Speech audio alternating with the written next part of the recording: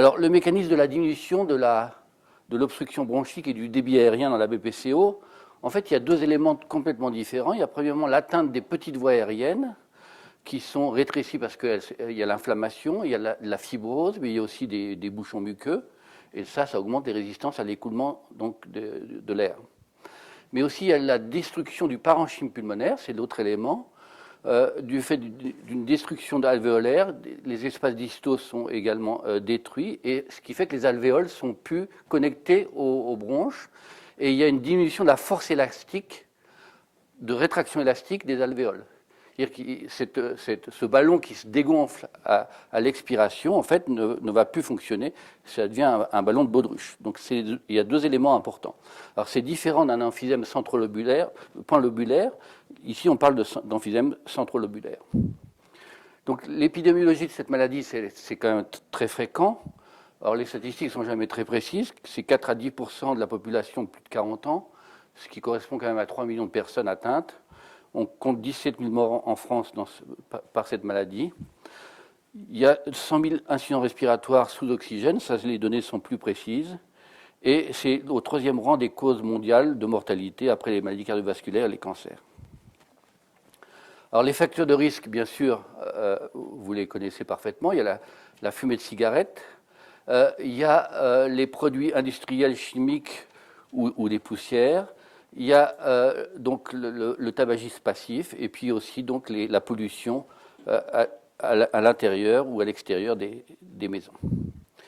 Et comme autre facteur de risque, survient la nutrition.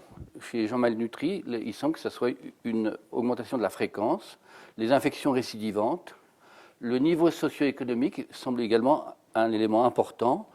Et puis, comme beaucoup de maladies, avec le vieillissement, il y a une diminution progressive de la fonction respiratoire. Alors, les objectifs du traitement maintenant, rapidement.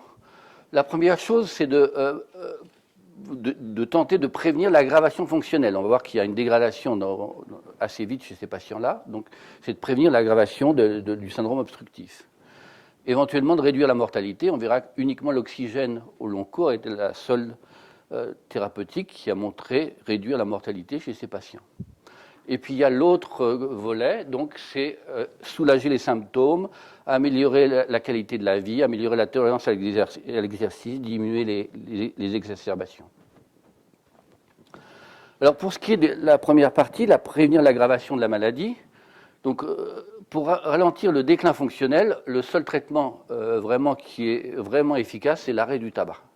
Et quand on dit arrêt du tabac, c'est l'arrêt complet. On voit que les arrêts qui sont... Quand un patient, par exemple, passe de 30 cigarettes par jour à 10 cigarettes, c'est mieux, mais ça n'empêche pas l'évolution de la maladie. Réduire la mortalité, c'est l'oxygène au long cours. Et puis, il y a les autres traitements qui sont l'amélioration de la qualité de la vie. Et là, ça va être le réentraînement à l'effort, quelque chose d'essentiel chez ces patients. Les bronchodilatateurs.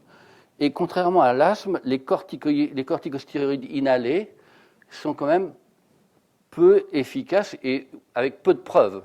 Et là aussi, on a peut-être tendance à trop les utiliser dans ce contexte-là.